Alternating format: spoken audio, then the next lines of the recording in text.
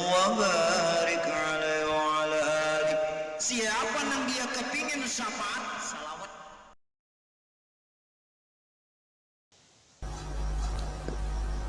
Saya sedikit mengingat sejarah ketika Rasulullah Shallallahu Alaihi Wasallam satu sisi beban yang akan dihadapi oleh umat, Rasulullah telah memberikan satu ketawadhanan yang luar biasa. Hadis ini yang diriwayatkan oleh Abi Ishaq. Ketika didatangi Sayyidina Jibril alaihissalam dan di situ bersama Sayyidina Israel, beliau bertanya bagaimana rasanya ketika sakaratul maut.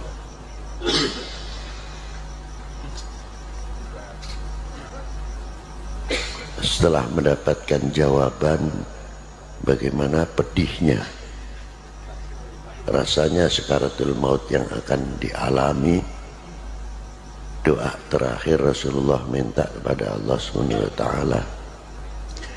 untuk menunjukkan bagaimana rasa tanggung jawab seorang Rasul, seorang pimpinan terhadap umatnya. Beliau mohon kepada Allah, sesakit apapun, sedahaga apapun, selapar apapun ketika sakaratul maut yang akan menimpa kepada umatnya, cukup aku tanggung untuk saya sendiri, jangan sampai terjadi kepada umatnya. Warathah ini telah nyampe kepada para al-warathah, bahwa warathatil anbiya. Jangan dikira orang-orang yang seperti Mbah Maimun itu dikiranya orang merdeka, tidak. Ada khususiyah yang ditanggung beban umat di pundaknya dan dibawa mati oleh beliau.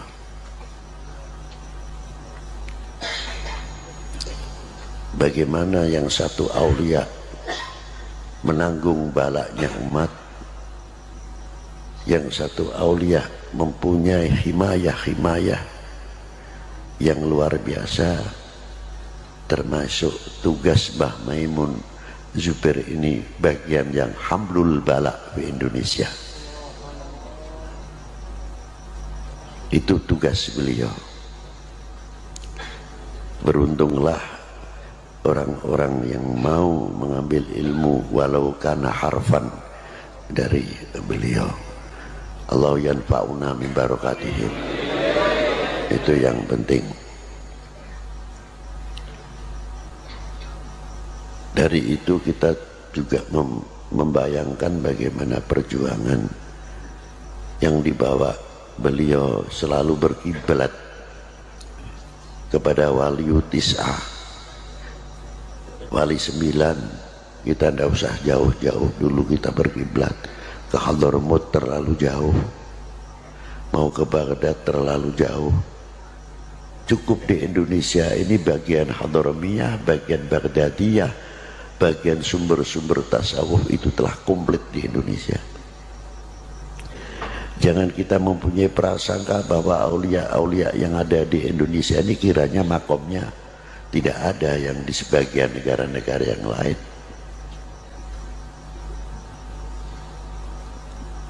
Qutbil Ghath yang ada di Indonesia ini lebih daripada 80 orang.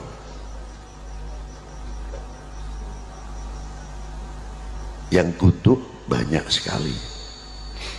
Seperti Maulana Sultanul Aulia wal Arifin Sayyidina Al-Imam Ibrahim Mahdum bin Ahmad Rahmatillah bin Jamal bin Ibrahim Asmarakandi bin Jamaluddin Hussein bin Ahmad Shah Jalal bin Amir bin Abdullah Udmat Khan bin Amir Abdul Malik bin Alwi bin Muhammad Syed Marbat bin Ali Khalid Wasam bin Alwi bin Muhammad bin Alwi bin Ubaidillah bin Ahmad Al-Muhajir bin Isa An-Naqi bin Muhammad An-Naqi bin Ali Al-Uraidi bin Ja'far As-Sadiq. Ibunya Ja'far As-Sadiq adalah Sayyidah Farwah bintil Qasim bin Muhammad bin Abi Bakr As-Siddiq. Ayahnya Al-Imam Ja'far As-Sadiq Muhammad Al-Baqir bin Ali Zainal Abidin bin Husain Siti bin Ali bin Abi Talib wa bin Fatimah Zahra Al-Batul binti Rasulullah sallallahu alaihi wasallam Rasul.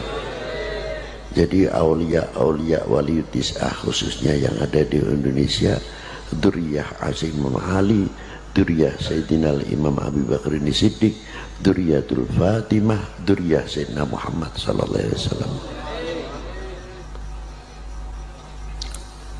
Beliau terkenal sultana aulia fi zamani fil Jawa, Sunan Bonang. Yang kedua Maulana Hashim Sunan Derajat, itu termasuk. Yang ketiga Maulana Syarif Hidayatullah Sahib Jabal Jati, itu payungnya Indonesia, himayatul Indonesia, diantara dipegang sampai sekarang oleh beliau 3 hal.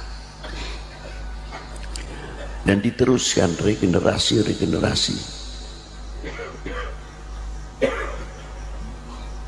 Belum yang kutub-kutub setelah beliau. Di Jawa Timur itu kayak apa wali kutub? Banyak, jangan dikira tidak. Jawa Tengah tidak ketinggalan, Jawa Barat juga sama. Jadi Indonesia itu mempunyai paku-paku, lopian-lopian yang patut untuk dijadikan contoh untuk kita semuanya. Bagaimana cara perjuangan beliau, kita ini menjadi ulama, menjadi kiai enak. Maaf saja, datang sudah tola'al badru alaina, ada yang pakai selawat,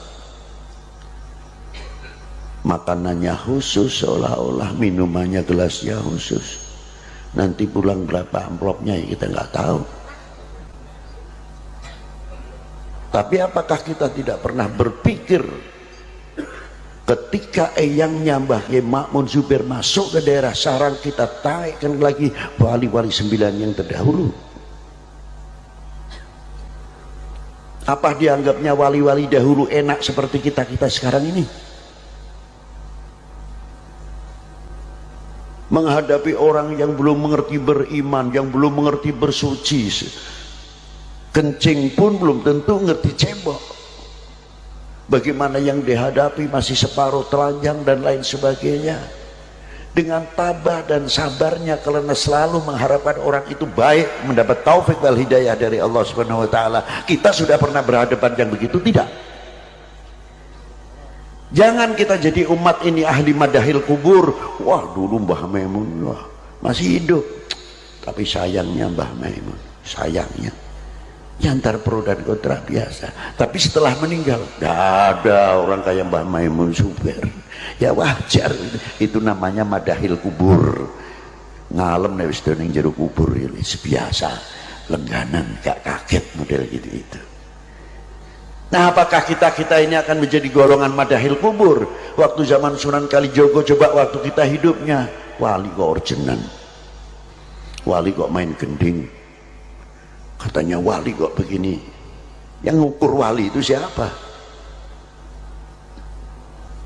Sirullah yang diberikan kepada beliau. Seandainya kita hidup di zaman Sunan Kalijogo, mungkin orang paling ingkar kepada Sunan Kalijogo. Alhamdulillah kau tidak jumpai Sunan Kalijogo. Yang sekarang mengatakan Sunan Kalijogo, Masya Allah, wah, Masya Allah, luar biasa, sudah mati, tidak menangi kon negaraku. Bodoh. Dan bagaimana aulia-aulia terdahulu, bagaimana para beliau-beliau merintis, diteruskan oleh pewaris wali 9, mengajarkan arkanul wudu, mubtilatul wudu, arkanus sholah, mubtilatus sholah, nawakidus wudu dan lain sebagainya. Dan memberikan satu contoh kiai-kiai kita di pegunungan-pegunungan. Tidak cukup dari itu saja, bagaimana para beliau merintis, membawa beliau murid-muridnya dengan tenaganya sendiri, dengan ongkosnya sendiri, dengan keuangannya sendiri. Bahkan santri yang ikut beliau tidak pernah mendapatkan sangu dari kedua orang tuanya, dijamin ditanggung oleh para ulama-ulama kita, dikenalkan kepada para ulama, dikenalkan para habaib. Kita tahu selaku ahlul bait tinggal dicintai, tinggal didemeni, teko diambung tangane, maaf bukan saya mengkritik, datang tinggal cium tangan, yang kebetulan ada rezekinya, kita dapat rezeki dari para muhibbin. Jasa siapa itu? Semuanya jasa dari bagian seperti Mbah Maimun. Tapi sekarang kemana Mbah Maimun? Itu tanggung jawab kita bersama untuk membangkitkan berapa ribu Mbah Maimun supaya hidup di Indonesia ini menjadi penenang umat, menjadi penyejuk umat, seterusnya dan seterusnya. Wassalamualaikum warahmatullahi wabarakatuh.